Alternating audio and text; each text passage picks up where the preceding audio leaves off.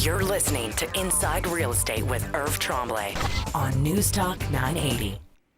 Irv, good to see you again. How have you been? Great, Dave. Good news, good news. Once again, we're going to have the discussion, Irv. We're right to business again. I tell you, you're a real business guy. We're not going to talk about the weather. We're not going to talk about the spring. You just want to get into it right away. Well, see, one of your favorite topics, your favorite people, and unbeknownst to them, you should be their favorite person as well. We're talking about the for sale by owners. I love them. And you're quite serious about this, too. Well, I do. I love them because they're an opportunity for me to help them sell their property, and it's a big part of our business. And it personally gives me a lot of satisfaction to list their property and sell their property when they're not having success. So I really mean that. And the odds of a for sale by owner having success, the type of success that you can provide as a top agent, slim and none, realistically.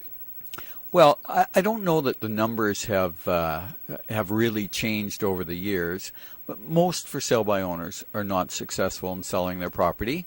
Whereas if you look on the MLS system, there are times when the success rate or the list to sell ratio in recent years has been 95% to as high some months as 98 or 99%. So those are pretty good numbers on the MLS system. What's even more interesting is not so much that percentage, is the percentage of net amount of money that a for sale by owner gets versus somebody on the MLS. But we can talk about that as we go on. I do want to get into the topics of for sale by owner, because it's how much you keep in your jeans. At the end of the day, it's how much are you keeping in your jeans. Sure. Let's kind of start as we walk through. What are some of the challenges that face the for sale by owners? Well, the challenges, number one, there's about 5 challenges, but number one is exposure. Number 2 are bargain hunters that knock on your door all the time. And as a for sale by owner, you don't have much of an opportunity to qualify people, as agents do. Number 3 are buyers, getting to the now buyers. Not the buyers that are going to be buyers in 6, 8, 10 months. Negotiation is a big problem because most real estate deals are complicated. Mm-hmm. And then one of the topics that isn't talked about very often is the massive amount of liability you have when you're acting on your own behalf without a professional agent guiding you and eliminating that liability the best they can. So those are the real problems. Let's start from the top. Let's talk about exposure, and this really is one of the key issues that's facing for sale by owners, someone who's trying to sell their home on their own.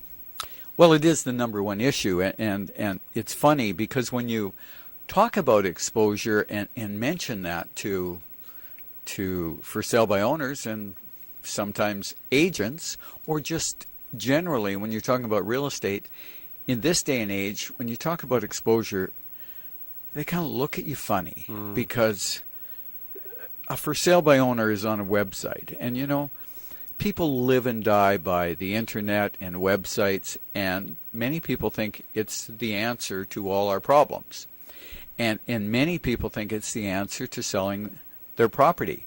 And really, it hasn't proven to be any more successful than putting newspaper ads in and putting a sign up and maybe having a guy. There was a guy, I think it's a vacuum shop in town, used to have a guy dressed up in a monkey suit and he'd run out and wave at your car. You could still do that.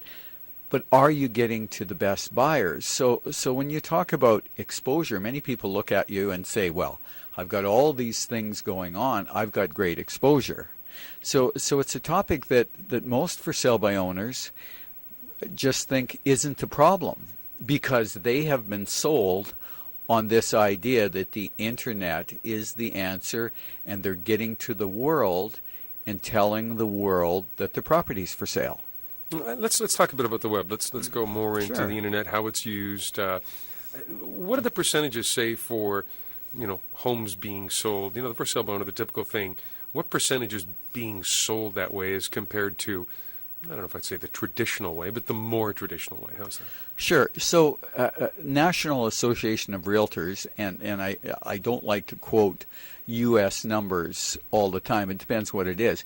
But in the U.S., they keep very close numbers on for sale by owners versus the MLS. And the first thing I'll say, I'll just go back. If you are a for sale by owner and you hire a web company, one of the most difficult things that you're ever going to get out of that web company is their list to sell ratio and the amount of money they're netting their sellers versus the MLS system. Now, it's very easy for them to come out, and they'll come out right away and supply you with pictures and an invoice. But it's very difficult to get those numbers out of them because those numbers really aren't very good in comparison to the MLS system. So in the U.S., they keep a watchful eye on the MLS system versus private sellers. And so if you look at their numbers, and that number has changed with their market not being so good, but we'll apply it to Canada in a moment.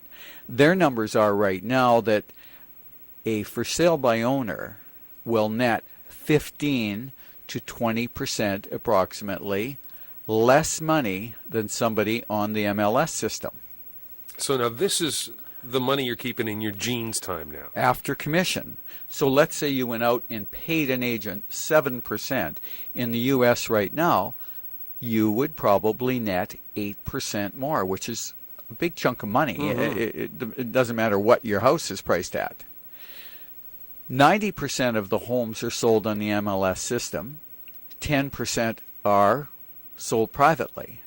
Well, those numbers really tell you something. So if you apply this to Canada, and we're not in the same kind of market as the U.S., but I think you can be fairly safe to look at the MLS system, and you're going to net approximately 8 to 10% more after you pay an agent on the MLS system than you are privately.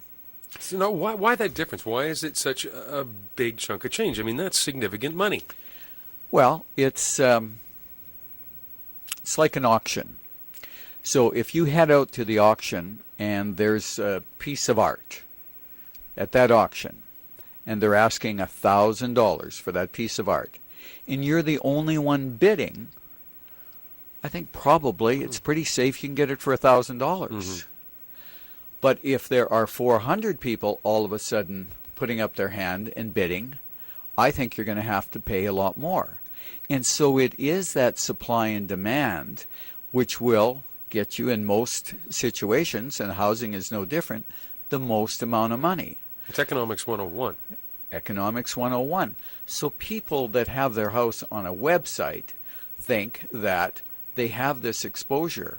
They have this auction effect, but they don't, because most of the people in their auction arena don't have the resources, and they're not pre-approved to buy their house at that time. And that's the difference between private and the MLS. Need to take a break, Irv. Stay with me through the break. Sure. Want to give you Irv's website. It is a great resource, along with MLS, by the way. www.irvsells.ca. irvsells.ca. You'll find complete listings on there, and everything from how to interview an agent to what's happening in the markets to specific sections for buyers and for sellers. Again, a great resource for you. www.irvsells.ca. Or you can give Irv a call, 790-3753, 790-3753. Turn the key. You're listening to Inside Real Estate with Irv Tremblay from Century 21. Back up on Newstalk 980.